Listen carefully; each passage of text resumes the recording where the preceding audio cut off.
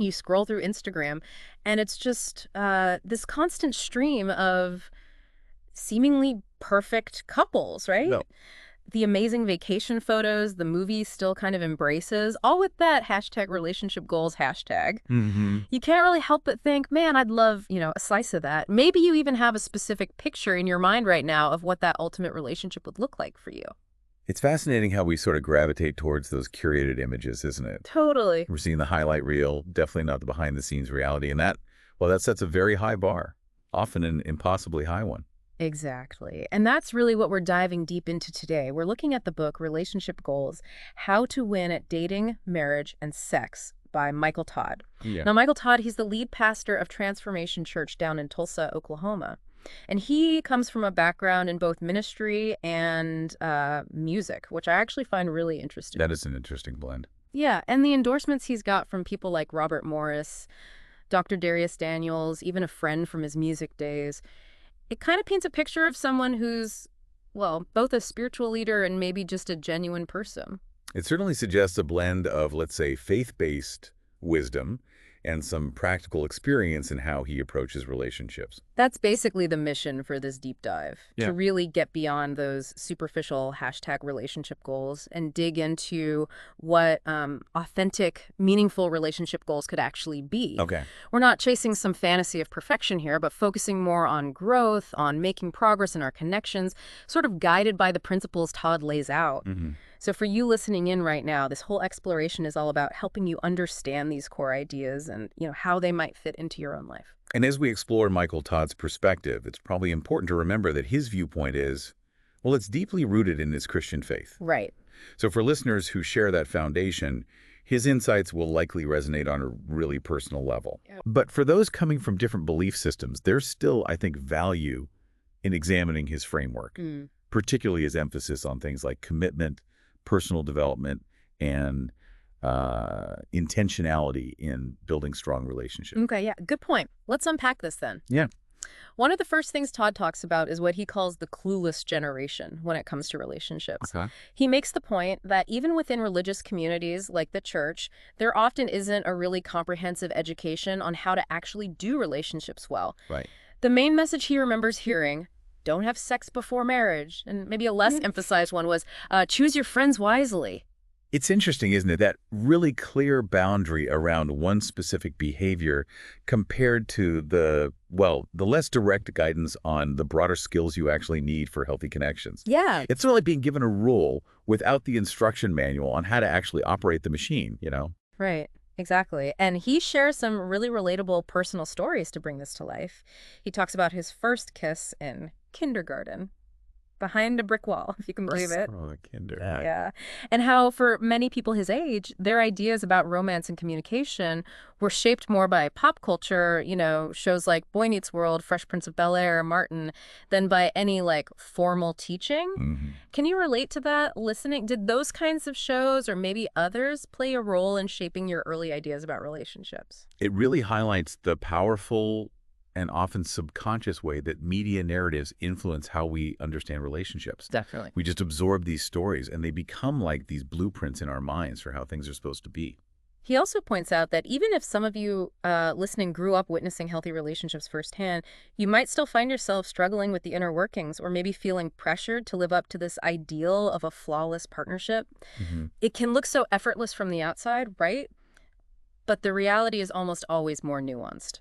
That external pressure can be just immense. It can lead to feelings of inadequacy or like you're somehow failing if your own relationships don't perfectly mirror those idealized examples we see everywhere. And let's be honest, for many people, there's a bit of skepticism that creeps in, wouldn't you say? Oh, for sure. We see the high divorce rates, the constant stream of celebrity breakups in the news. Yeah. And sadly, Todd notes that these trends are unfortunately quite prevalent even within religious communities. Yeah.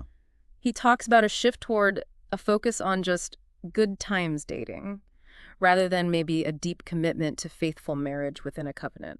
That sense of cynicism is, it's understandable in a world where long-term commitment can sometimes feel fragile. Right. The emphasis can shift towards immediate satisfaction Right. rather than the the sustained effort and investment that lasting relationships really require. So, against that backdrop, Todd lays out his central theme, and it's a pretty foundational one, that your relationship with God should be the absolute top priority. He sees it as the bedrock, basically, that influences every other relationship in your life. And this is really a core tenet of his faith, right? It provides the lens through which he views all other connections.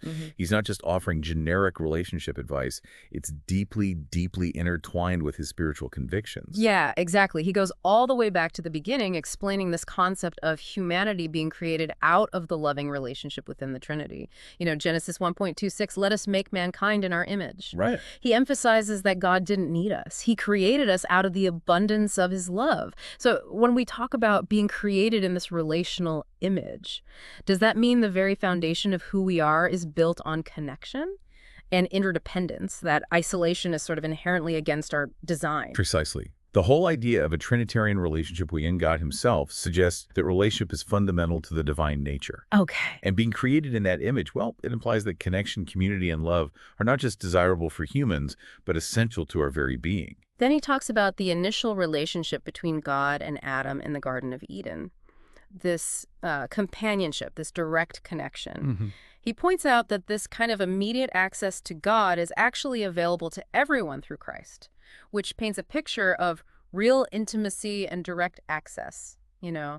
not a relationship that's mediated or distant. Exactly. It's a relationship of presence and direct communication, a foundational connection that really sets the stage for all other relationships in our lives. And to really underscore the importance of putting God first, he quotes Matthew 22.3738, you must love the Lord your God with all your heart, all your soul, and all your mind. This is the first and greatest commandment. Right.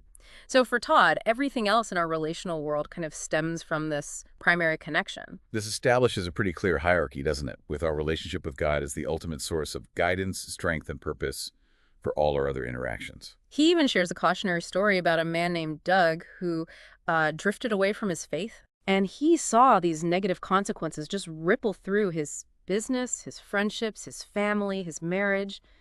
He connects this to Ecclesiastes 3.11, that God has placed eternity in the human heart. And it's that relationship with him that truly helps us understand it. This anecdote really serves as a powerful illustration of how interconnected our spiritual well-being is with the health of all our other relationships. When that core connection weakens, it can just have this cascading effect. It really highlights how neglecting that foundational relationship can create instability in other areas of life. It's almost like pulling the linchpin out of a complex structure. And let's not forget Genesis 2.18, it is not good for the man to be alone. Todd emphasizes that this isn't just about romantic partnership, it's a broader principle. It applies to everyone. Right. Isolation, he says, makes us more susceptible to believing negative things about ourselves. We all need supportive people in our lives who can speak truth and offer encouragement. Absolutely. This speaks to the fundamental human need for connection, not just romantic relationships, but supportive friendships, a sense of community. Yeah, we're wired for connection. Definitely. Yeah. And isolation can create an environment where negative thoughts and unhealthy patterns can just take root more easily. So if you've experienced hurt in past relationships, Todd wants to offer encouragement that God desires healthy connections for you. He's presented as someone who can bring healing and redemption to those broken areas of our lives. That's a real message of hope, acknowledging that past negative experiences don't have to dictate future possibilities. Right. It's a reminder that even after relational wounds, there's potential for healing and for building new, healthy connections grounded in faith. Now, Todd also outlines his perspective on the different seasons and the progression of relationships. Okay. He contrasts that simple childhood rhyme, first comes love, then comes marriage, then the baby and the baby carriage, with the much more intricate realities of adult life. Huh. Yeah, that childhood rhyme really represents a very linear and often unrealistic expectation of how relationships actually unfold. Totally. Life rarely follows such a neat and tidy script. No kidding. He really emphasizes the crucial importance of the season of singleness as a dedicated time for personal healing, for individual growth, and maybe most importantly, for focusing on nurturing that primary relationship with God. So he's reframing singleness, right? Not as some waiting period or a state of being incomplete, Exactly. but as a really valuable and active time for self-development. Precisely. It's a season to cultivate your own identity and your relationship with God without the immediate demands and compromises of a romantic partnership. Then he defines this idea of intentional dating. Okay. This isn't just casually going out with anyone who happens to catch your eye or, Mm. because you're feeling lonely. Right. Instead, it's about spending God-honoring time with a specific purpose, to prayerfully discern if someone could be the right fit for marriage down the road. So, beyond just the spiritual aspect, what are the practical differences in how someone approaches dating with that kind of intention? Are they asking different questions, maybe? Setting different boundaries from the start? That's a great question. Practically, intentional dating involves, I think, a much higher degree of self-awareness and clarity about your values and long-term goals. Hmm. You're likely asking more probing questions early on about faith, life direction, family values, rather than just focusing on shared hobbies Mm. or that initial attraction. Makes sense. And setting boundaries around physical intimacy and time spent together also becomes more deliberate. The aim is fostering deeper emotional and spiritual connection, not just a casual romance. And then there's this concept of love after marriage, which might sound a little counterintuitive at first, but Yeah. he references 1 Corinthians 13, that famous passage on love, right? And the idea that true enduring love involves a significant amount of sacrifice, mirroring the love that Christ showed for the church. He's suggesting that the deepest levels of love, the kind described in Corinthians, are truly tested and developed within the committed covenant of marriage. It's not just a fleeting emotion, it's a conscious choice and a daily action. Exactly.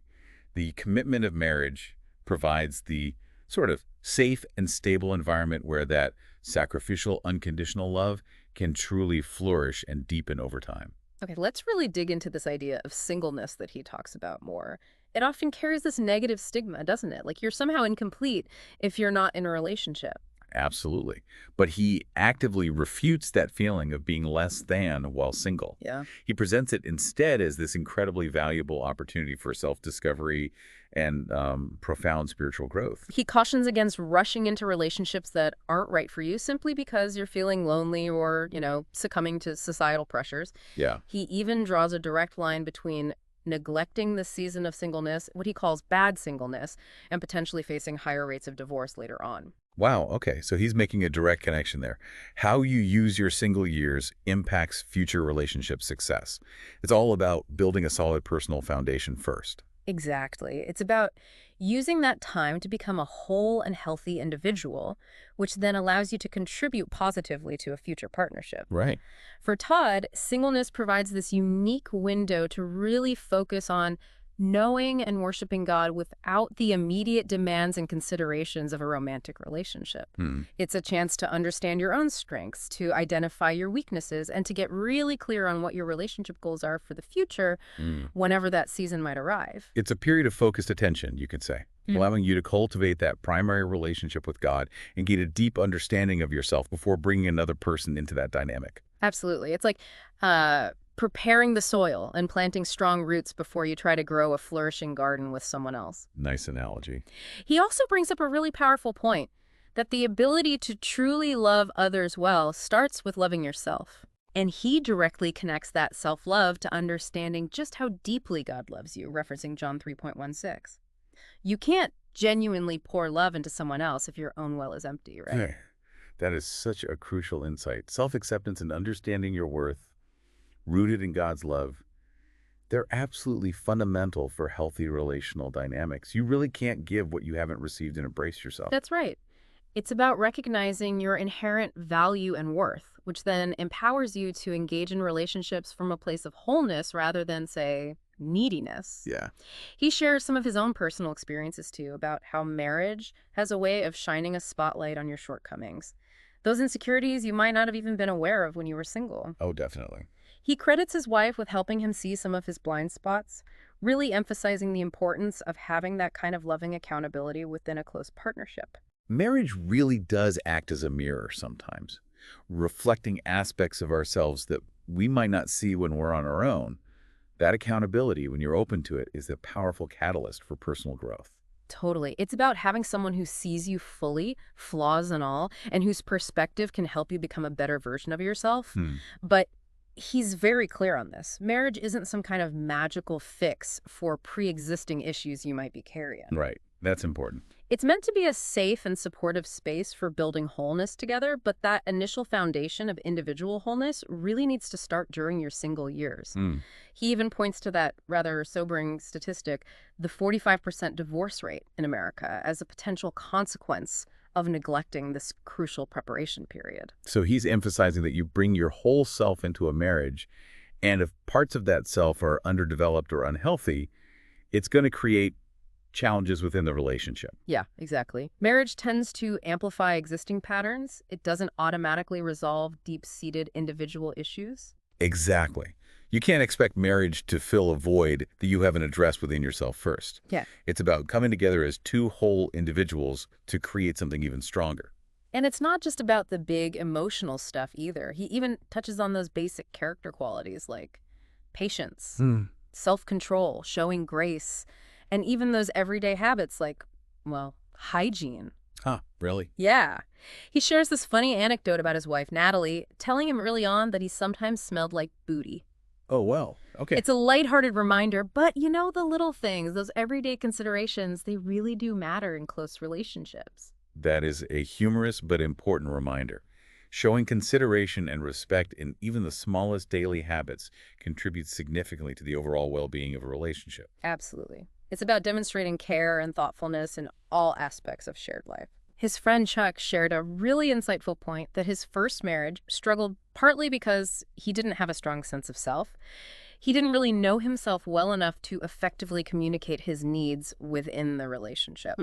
That makes sense. That kind of self-awareness, which is really cultivated during singleness, is absolutely key. That lack of self-understanding makes it incredibly difficult to navigate the inevitable complexities of a committed partnership. Knowing yourself deeply is truly the first step towards being known and understood by another person. It's like trying to navigate a map without knowing your own starting point, Yeah, right? You'll likely end up lost or going in circles. exactly.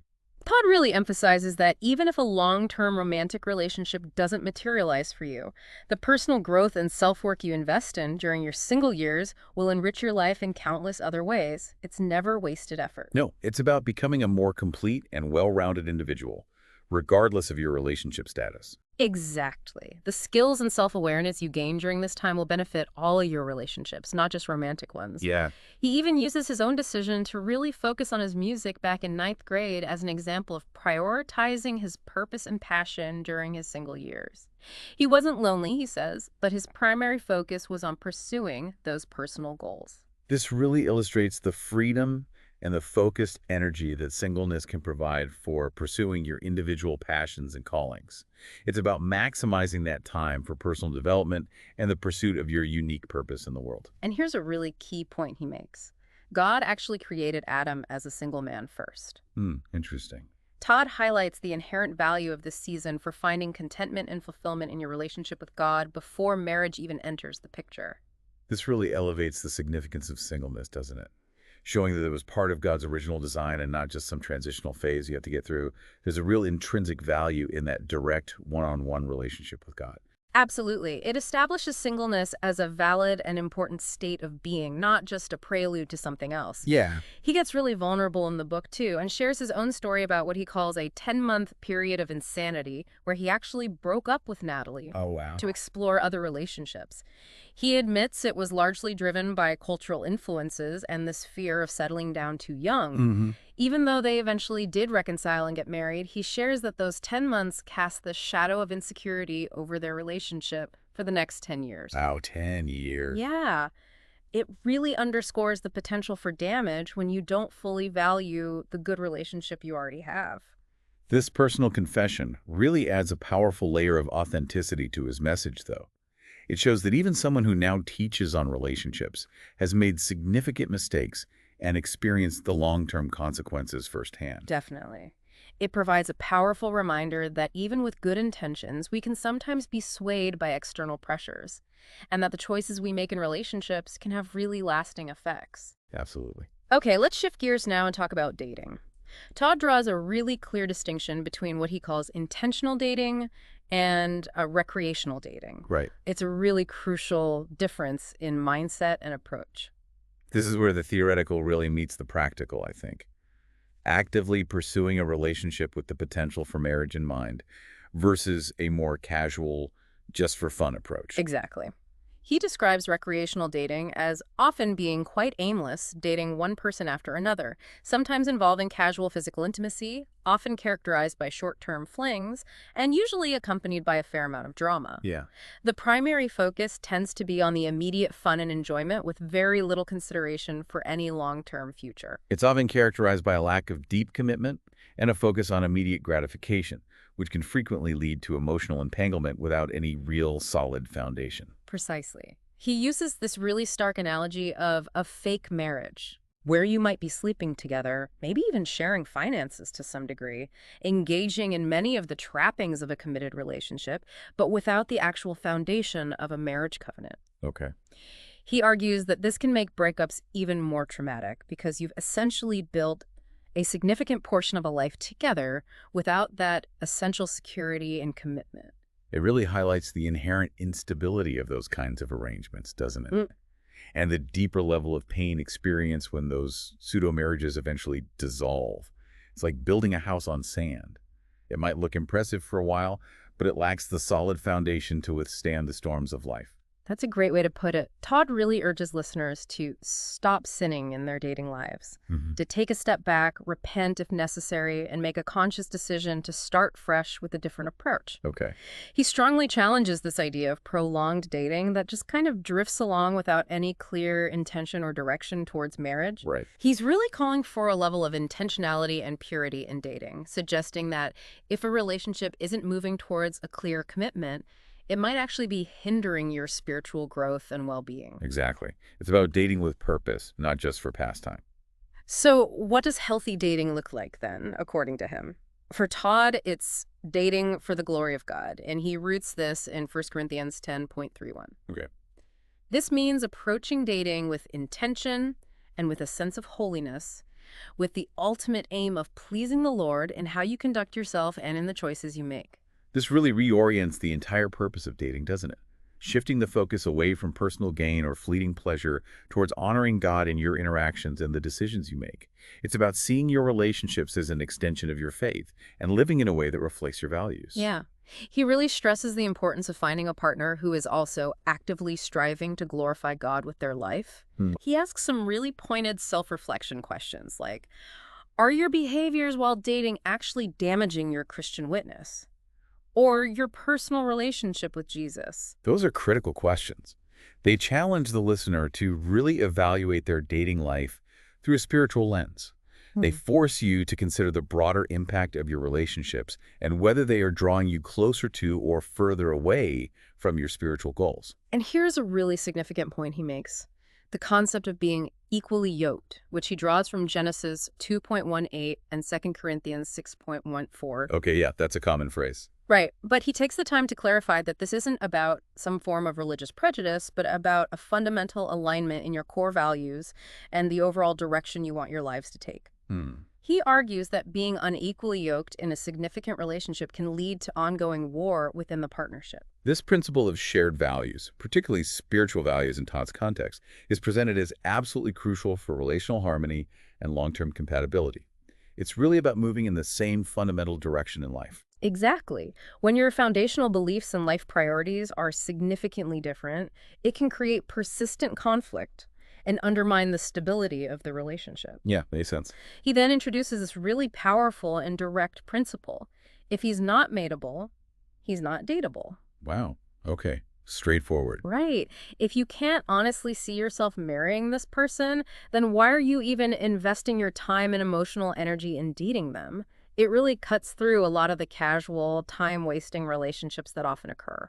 It's a very direct and practical filter for dating, isn't it? Yeah. Encouraging people to be honest about their long-term intentions and to avoid getting involved in relationships that realistically have no future. It encourages a level of intentionality and forward thinking in your dating choices, saving you from potential heartache and wasted time. Definitely. He shares a really encouraging story about a couple, Taylor and Brandon. Okay. They both had what they describe as typical worldly relationship experiences before finding Christ. Then they made a conscious decision to pursue an intentional friendship with clearly agreed upon boundaries. And that ultimately led to them getting married. It's a real life example of this different, more intentional approach in action. That provides a tangible illustration, doesn't it? How Yeah. shifting from recreational casual dating to a more intentional approach, grounded in shared faith and clear boundaries, can actually lead to a healthy and lasting relationship. It demonstrates that there's a different model for building relationships that prioritizes deeper connection and shared values over fleeting attraction. Exactly. Todd introduces this concept he calls 90 days to erasing the dating deficit, which is essentially advocating for a very different approach to dating than what's often considered the norm. Okay, 90 days.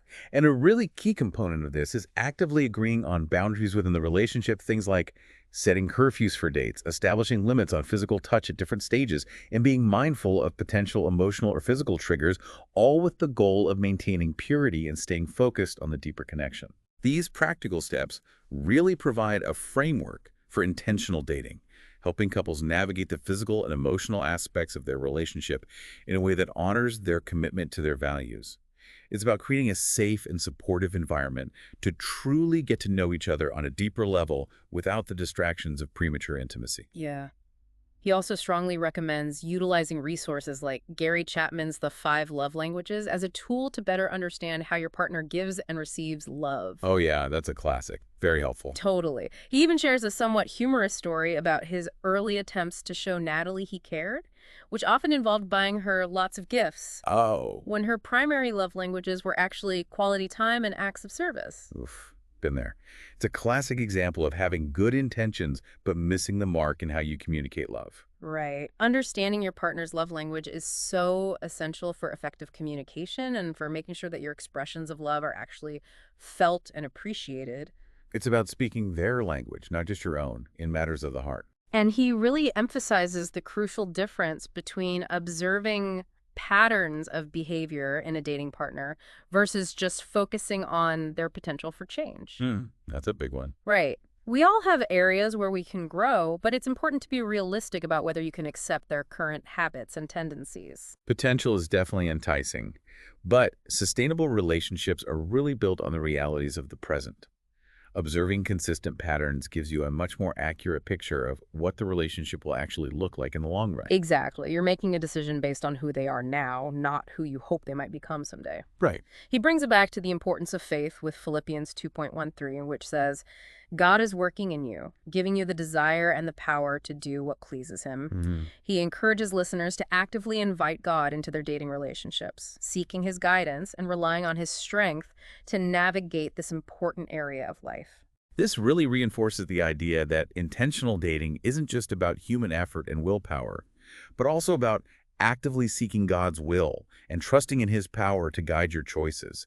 It's about partnering with God in your relationship journey. And the ultimate goal of dating within this framework, that your dating relationships should shine, that they should be a positive reflection of the light of Christ in the world around you, as it says in Philippians 2.15. That really elevates the impact of your relationships, doesn't it? Mhm. Suggesting that they should serve as a positive witness to others? Absolutely. Your relationships can be a testament to your faith in action. Okay, now what happens when you come to the difficult realization that a relationship you're in isn't actually aligned with God's plans for your life?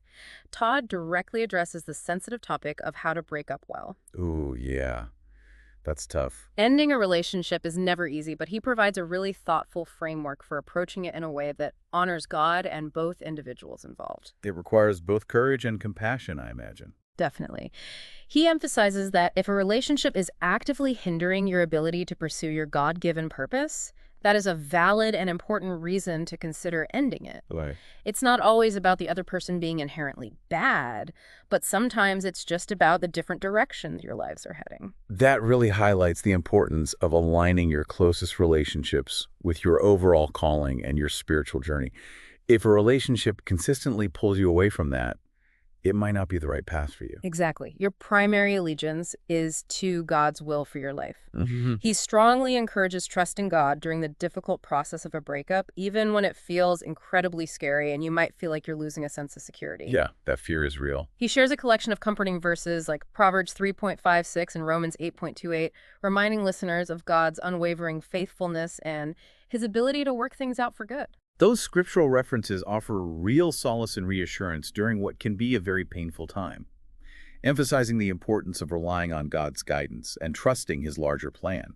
They provide an anchor of hope in the midst of emotional turmoil. He uses the Old Testament story of Sarah and Abraham's impatience. Right, with Hagar. Exactly, which led to Hagar's pregnancy as a cautionary example of what can happen when we try to force God's timing in our lives and the eventual need for a painful separation. Hmm. Sometimes even our well-intentioned actions, when they're not in line with God's timing or plan, can lead us down the wrong path. That biblical narrative really illustrates the consequences of acting outside of God's will and the eventual necessity of correcting those missteps, even when it's emotionally difficult. It reminds us that God's timing is often different from our own, and that trying to rush things can lead to unforeseen complications. He identifies two primary reasons for considering a breakup. First, realizing that you entered the relationship without truly seeking or following God's leading. And second, when the relationship is actively hindering your pursuit of purity or pulling you away from a supportive, godly community. Those are very clear and actionable reasons to really reconsider a relationship, focusing on your spiritual alignment and overall well-being. They provide a framework for discerning whether a relationship is ultimately serving your spiritual growth or hindering it. He shares a compelling story about a man named Ben who actually called off his engagement Wow. after realizing that the relationship was consistently pulling him away from his relationship with God. It was an incredibly tough decision, but he ultimately found greater peace and contentment as a result. That example really underscores the courage it sometimes takes to prioritize your spiritual health, even when you've made significant commitments in a relationship. It highlights the importance of placing your relationship with God above all else, even when it involves difficult choices. And his key piece of advice is that it's always much better to evaluate the health and direction of your relationships earlier on, rather than waiting until you're more deeply entangled, to minimize potential hurt and complications. That makes sense. Procrastinating and addressing relational issues can lead to deeper emotional entanglement and ultimately greater pain in the long run. Early course correction is often less painful than trying to untangle a deeply intertwined situation. He then outlines three key qualities of a good breakup, drawing from that story of Abraham and Hagar. First, do it quickly. Abraham acted the very next morning. Okay. Second, end it with kindness. Abraham even personally prepared food and water for Hagar. And third, end it cleanly, without leaving any room for false hope or lingering ambiguity. Those practical steps offer a really compassionate and decisive approach to ending a relationship, aiming to minimize confusion and unnecessary prolonged pain for both individuals involved. They emphasize clarity, respect, and a clean break to facilitate healing for both parties. Yeah. He acknowledges that breaking up is inherently difficult, even referencing Abraham's distress over Ishmael. But ultimately, he encourages trusting God with the outcome, not just for yourself, but also for the other person involved. Even when a breakup is necessary, it involves real emotional pain. Trusting in God's provision and care for both you and the other person is absolutely crucial for navigating that difficulty. It requires faith to believe that even in painful endings, God has a plan for the future.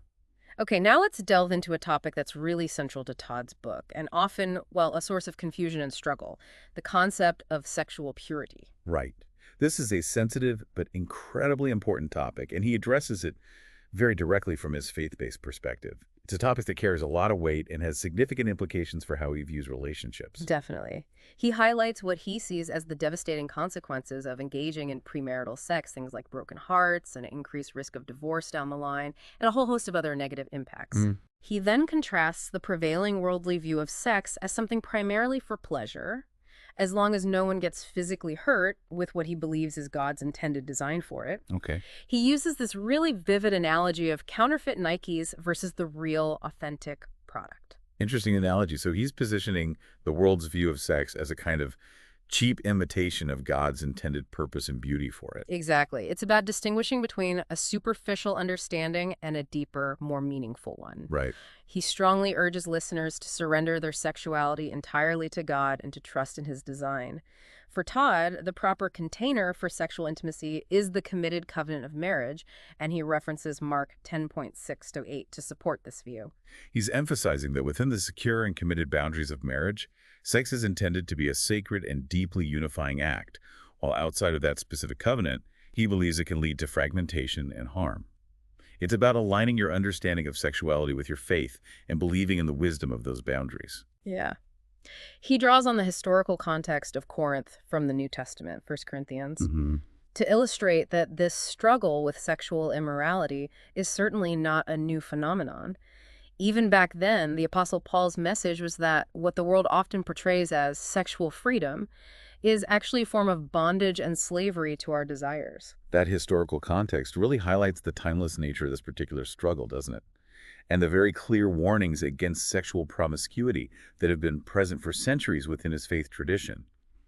It provides a sense of historical perspective and reinforces the enduring nature of these teachings. He makes a distinction between transgressions, which he defines as the outward external acts of sin, Okay. and iniquities, which are the deeper ingrained sinful desires.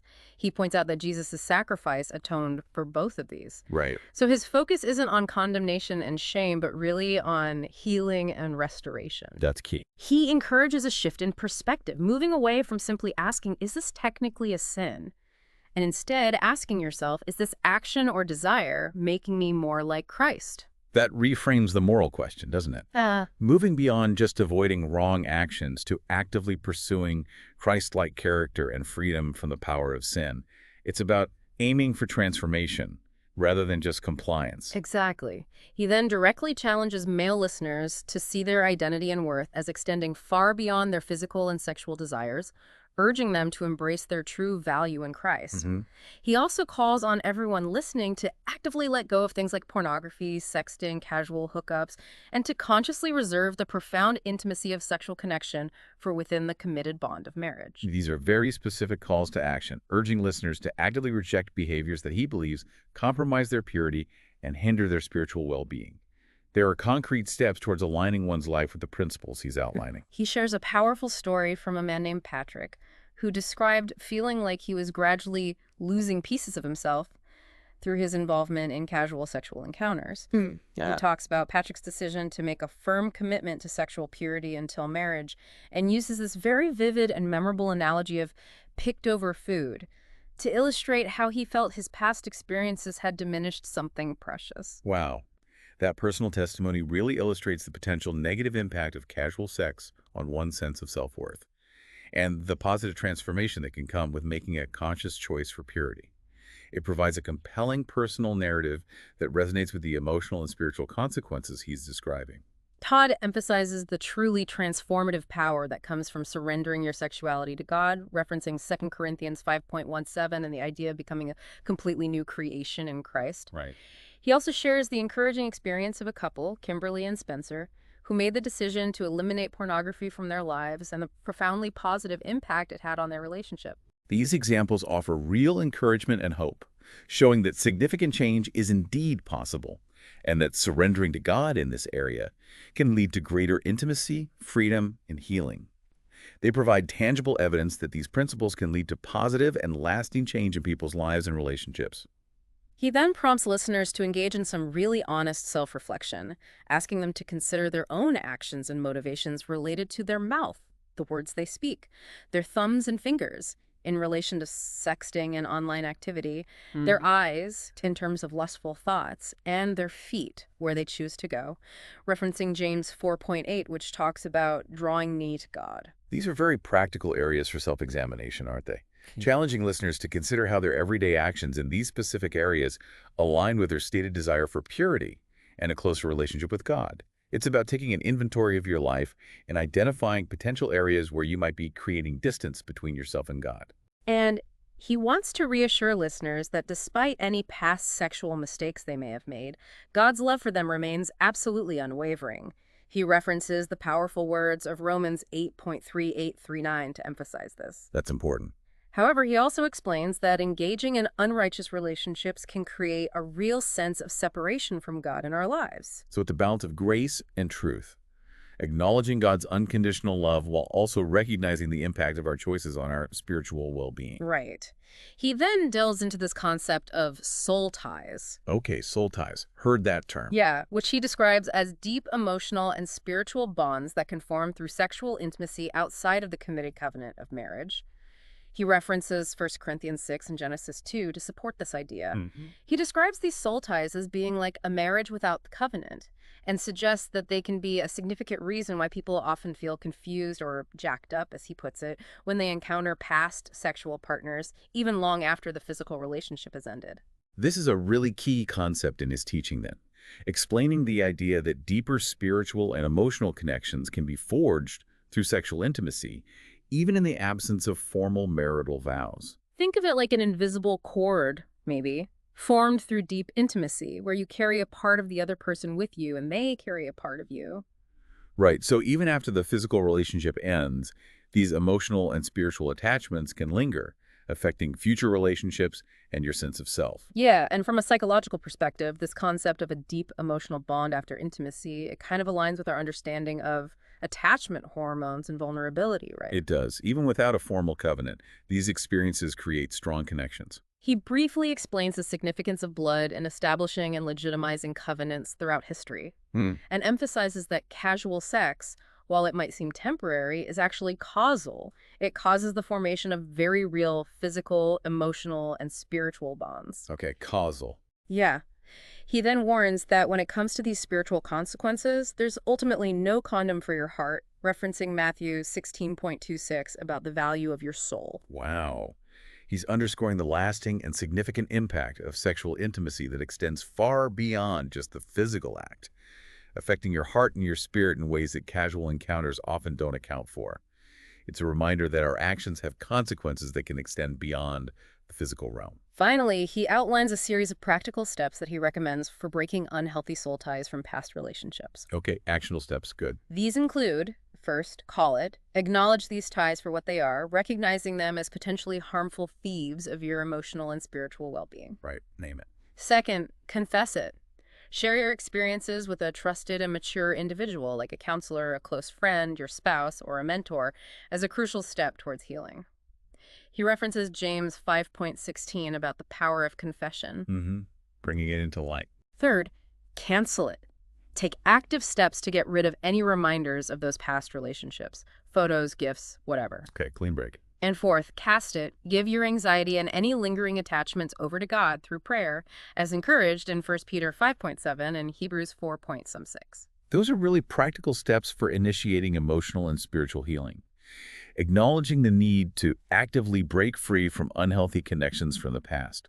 They provide a concrete pathway towards freedom and healing from past relational entanglements. Yeah. He offers encouragement to listeners, reminding them that God genuinely cares about their well-being and is actively cheering them on in this process. Hmm. He emphasizes that breaking negative soul ties is only one part of the equation.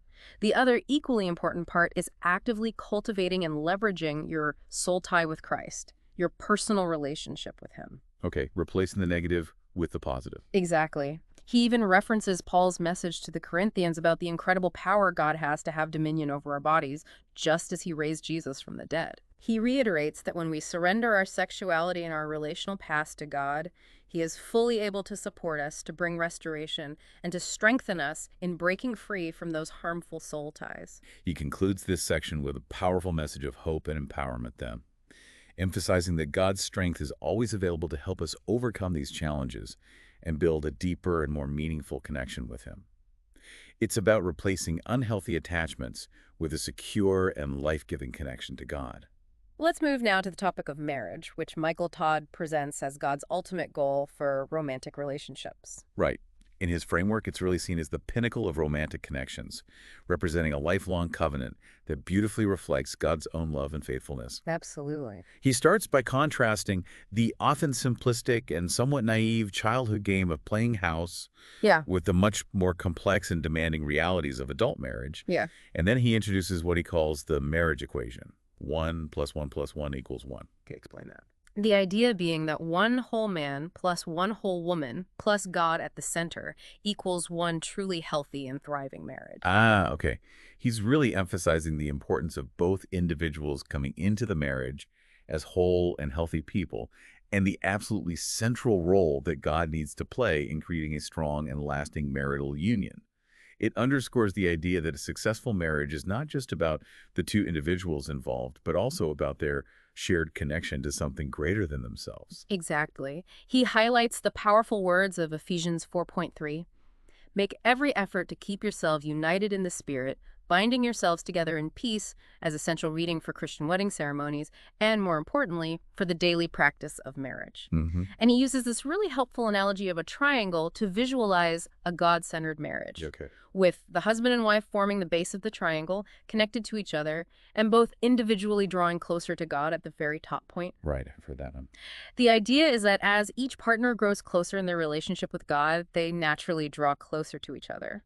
This is a really powerful visual representation of a marriage where shared faith acts as a unifying force, strengthening the bond between husband and wife. It emphasizes that spiritual growth isn't a solo journey within a marriage, but something that ideally draws the couple closer together. But he's very careful to clarify that this triangle analogy isn't meant to suggest a pulley system. Hmm. You can't force your spouse to grow spiritually just by growing closer to God yourself. Good clarification. Yeah. It's a parallel journey you embark on together. Right. He emphasizes that becoming truly one in marriage is not a one-time event, but rather a lifelong process. Much like our ongoing journey of growing closer to God, it's a marathon of mutual effort and grace, not a competition to see who's more spiritual. Hmm. He describes God's plan of oneness in a really comprehensive way. One God, one man, one woman, one marriage, one sexual partner for life, ultimately becoming one flesh and having one lifetime to create a single, unified picture. Wow, okay. And what is that picture meant to be? He explains that marriage is intentionally designed to reflect God's profound and enduring relationship with the church, as described in Ephesians 5.3132. Ah, right. It's meant to be a living illustration, helping those who haven't yet experienced God's love to get a glimpse of its depth and faithfulness. It's like a beautiful and accurate reproduction of a priceless masterpiece. It really elevates the significance of marriage, portraying it as a powerful symbol of a divine relationship. He really stresses that God is always meant to be an active participant and the central focus within a marriage, fundamentally because God is love itself. And the very nature of love involves selfless giving, like John 3.16 illustrates. Right. He draws a stark contrast between the world's often self-centered attitude of what can I get out of this relationship with the core biblical principle of sacrificial giving in marriage, Hmm. as outlined in Ephesians 5.25 for husbands, to love sacrificially, like Christ loved the church, Hmm. and Ephesians 5.2 and 5.21 for wives, emphasizing mutual submission and respect. He's really highlighting the countercultural nature of a truly godly marriage, where selflessness and a commitment to serving one another take precedence over individual needs and personal gain. Mhm. It's about prioritizing the well-being of your spouse and the unity of the relationship above your own selfish desires. Yeah, he succinctly defines marriage as involving a lot of dying to self on a daily basis for the sake of the overall unity of the partnership. And he reiterates that true love, in its fullest and most profound sense, actually develops and deepens after the commitment of marriage has been made, precisely because of that unwavering commitment. Okay. He reminds us that marriage is the divinely ordained sex container that is designed to protect and powerfully bond a couple together on every level. Right, back to that container idea. And he also reminds the listener that God's infinite and inexhaustible love is always a readily available resource within the context of marriage, as promised in 1 John 4.1. And while he affirms that children are indeed a blessing, he also cautions against having them out of a desire to fill some internal emptiness or as a result of carelessness, highlighting the significant challenges that children can face when they grow up within various unhealthy family structures. That's a really balanced perspective on children, emphasizing the foundational importance of a healthy and stable marital relationship for raising them well. It's about building a strong marital foundation as the ideal environment for raising children. He also acknowledges that even in good and healthy marriages, a certain amount of tension is inevitable, arising from the natural interplay between unity and individual diversity, which he draws a parallel to within the church as described in Ephesians 4. Okay, so normal tensions. Then he specifically addresses the unique dynamic of the incomplete triangle, a marriage between a believer and a non-believer, referencing 2 Corinthians 6.14. Right. That's a common situation. What guidance does he offer? He offers some really practical and hopeful guidance for the believing spouse in this situation. Uh-huh. Prioritize your own relationship with God above all else. Okay. Strive to genuinely understand your spouse's perspective and beliefs, except that you cannot force them to believe as you do. Mm-hmm. Focus on consistently being a positive example of your faith in action. Continue to love and build up your spouse. Avoid any judgmental attitudes. Right. Find mutually agreeable ways to negotiate key life issues. Commit to praying regularly for your spouse. And never give up believing in God's ability to change hearts. That's a lot, but very practical. Yeah, and he even shares the encouraging story of Brian and Sheila as a real-life example of an incomplete triangle that experienced God's restoration and healing. That offers really practical and genuinely hopeful advice for navigating what can be a very challenging situation in a marriage, emphasizing unwavering faith and love. It provides a roadmap for navigating the complexities of a religiously diverse marriage with grace and hope. He explains that Satan, in his attempts to undermine God's plans, often targets the image of Christ and the church, which he sees as being mirrored in the institution of marriage, precisely because he cannot actually break the original relationship. Interesting point. Then he states God's very clear view on divorce. I hate divorce, as it says in Malachi 2.1 Okay, strong words. And he references Jesus' teaching that divorce was never God's original intention for marriage, as recorded in Matthew 19 and Mark 10, with the caveat that adultery is presented as the only biblically acceptable reason for it, according to Matthew 19.9. So he really highlights the profound sanctity of marriage in God's eyes and the serious nature of divorce, while also acknowledging the specific biblical exception in cases of infidelity. It underscores the seriousness of the marital commitment within his theological framework. He goes on to emphasize that in many cases, the pain and long-term impact of divorce can actually be even worse than remaining in a difficult marriage, due to the permanent sense of loss and the ongoing emotional repercussions for everyone involved. He also touches on the increasingly concerning trend of rising divorce rates among older couples, often occurring after the shared project of raising children has come to an end. The gray divorce phenomenon. Yes. Right. His advice for married couples, particularly those who have been together for a long time, to intentionally be single and date again. Wait, what? How does that work? Not in a literal sense of separating, but to actively maintain their individual purpose and to intentionally pursue their spouse with the same kind of focus and energy they had earlier in the relationship in order to keep the connection fresh and vibrant. Ah, okay. That makes more sense. Yeah. He's really encouraging couples to actively nurture their relationship throughout all the different seasons of marriage, preventing complacency from setting in and consciously working to reignite and maintain that initial spark. It's a call to ongoing intentionality and effort to keep the marital bond strong and alive over the long haul. Exactly. He strongly encourages ongoing self-improvement within the context of marriage, framing it not as a selfish pursuit, but as a way to actively contribute more positively to the relationship. And he revisits Ephesians 5.2133, highlighting the principles of mutual submission, the husband's divinely appointed role as the head of the household, which he emphasizes means loving his wife sacrificially, just as Christ loved the church. Right. And the wife's role to offer respect and support. He points to the foundational biblical framework for marital roles then, emphasizing love, sacrifice, and genuine mutual respect as essential components. It's about understanding and embracing the distinct roles and responsibilities within a marriage as outlined in his faith tradition. Then he introduces a helpful acronym to encapsulate key marriage goals. NEW marriage goals. Okay, NEW, what does that stand for? The N stands for nurture intentionally spending quality time in prayer, worship, service, and acts of giving, both with God individually and as a couple. Okay. Nurture. The E represents evolve, emphasizing the ongoing pursuit of personal and relational growth and positive change within the marriage. Evolve. Got it. And the W stands for work, acknowledging the consistent effort and sacrifice that marriage inevitably requires.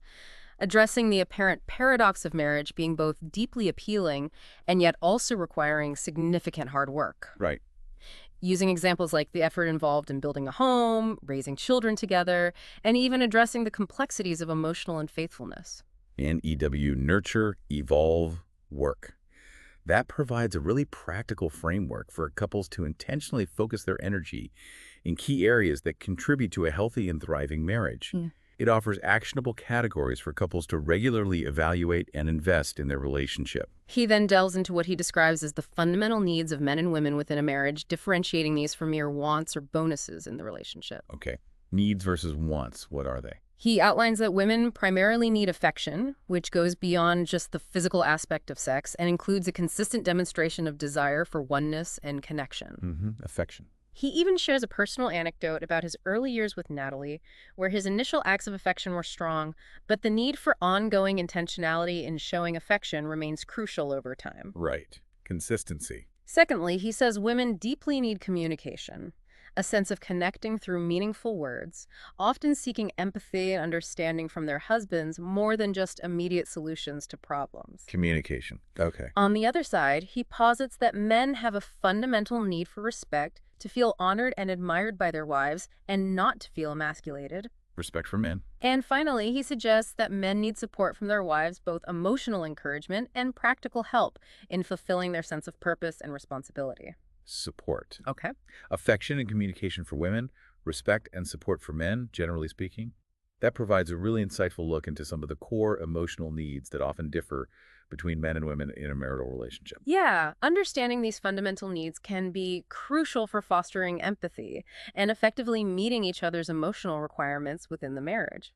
Definitely. He uses the helpful analogy of spouses speaking different love languages within a marriage, and again, strongly recommends Gary Chapman's The Five Love Languages as a valuable resource for understanding these differences. Yeah, back to love languages. So important. Totally. He even shares more specific details about his own marriage with Natalie, highlighting their differing primary love languages and the practical ways they've learned to bridge that gap in communication, including Natalie's clever use of Pinterest to visually communicate her need for words of affirmation. Ah, that's creative. Yeah.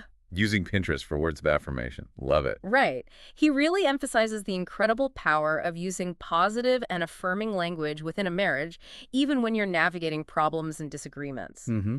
He also highlights the inevitability of conflict in any close relationship and the critical importance of learning how to resolve those conflicts in a way that ultimately strengthens the unity of the marriage, rather than leaving lasting emotional scars. Yeah, conflict resolution is key. He even shares a humorous story about a quick trip donut incident. Oh, a donut incident. Yeah, to illustrate the potential pitfalls of unspoken expectations and the significant impact that your word choice and tone of voice can have when you're trying to resolve disagreements. These examples really bring these abstract concepts to life, don't they?